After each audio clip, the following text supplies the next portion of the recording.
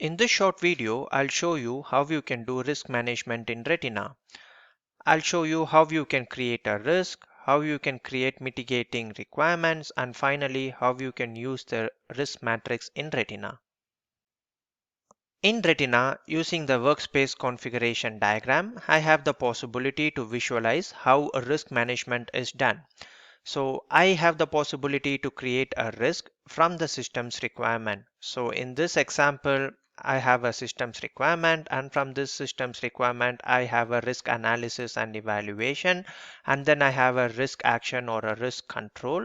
In order to mitigate this risk, we do have a mitigation requirement. So I have a systems mitigation requirement, which is like further broken down into software mitigation requirements.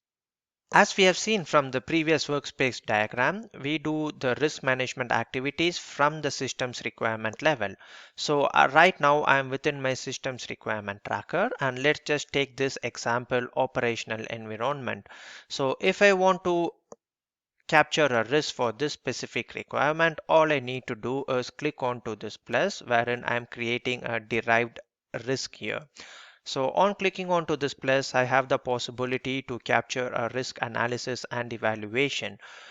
I've already captured a risk analysis, and you can see when I go to the relations tab, it shows me the risk analysis and evaluation, which is a downstream reference. On clicking on to this risk analysis and evaluation, you can see it takes me to the detail view where I have the possibility to define the hazardous situation, the harm that can be as a result of this risk, and then I do a initial risk evaluation. And then I also have the possibility to capture the residual risk evaluation just to see, okay, what has been changed as a result of a risk mitigation.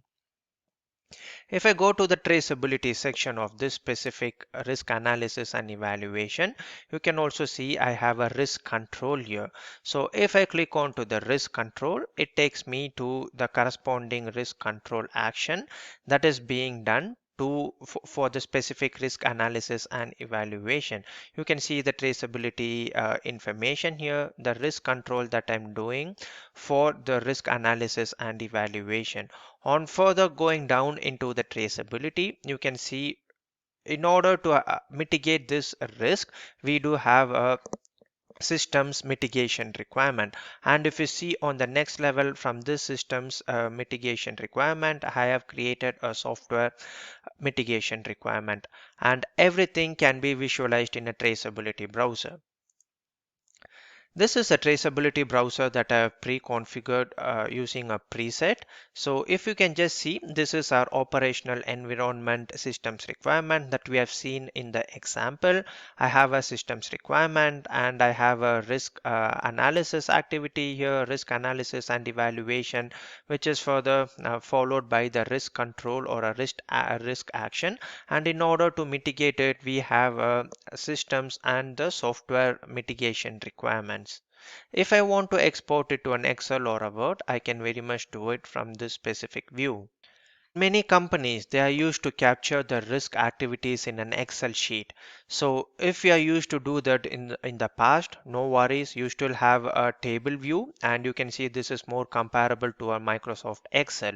So you can capture all your risk activities here. You can export it to an Excel sheet. You can do the changes outside Retina. After doing the changes, you can re-import the same Excel sheet back to Retina. In addition to this, I also have the possibility to visualize the risk matrix diagram. There are two different possibilities here. One is to show the mitigation requirements by default, and the next one is showing what is actually causing the risk. In the first case, you can see I have an initial risk matrix, and then I also have a risk matrix after mitigation. On clicking on to this specific number, you can just see what am I doing here. I have a risk analysis, and then I also have a risk control. So these are all clickable links. On clicking onto this link, it takes me to the corresponding risk control. You also have the possibility to change the severity intervals or the probability of occurrence based on your project needs. So this specific matrix is showing you a visualization based on the probability of occurrence and severity. On taking the second option, you can just see here also we have an initial risk matrix and also a risk matrix after mitigation. On clicking onto this number, you can just see, okay, I have a risk here, but what is actually causing me this risk? You can see this is the system's requirement, which is actually causing me this risk analysis activity. So everything is properly captured and you have the possibility to visualize the full life cycle of a risk. And if needed, you also have the possibility to export this risk matrix to a Word or an Excel sheet.